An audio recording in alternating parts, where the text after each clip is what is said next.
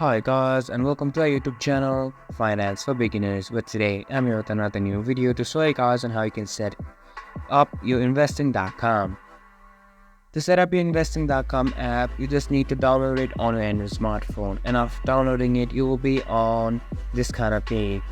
From here, go on to more option, which is on the bottom right side of the screen.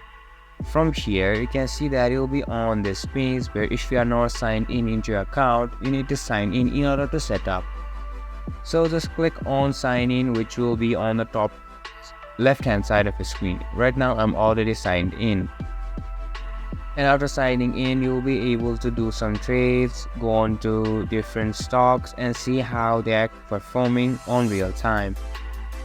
And it is really easy as well. Now after logging into your account, you have the privilege of setting up your watch list. Now go on to your watch list beside more on the bottom of the screen and click on watch list again. From here you are able to add or discard any kind of coins that you want on your home screen or your main screen.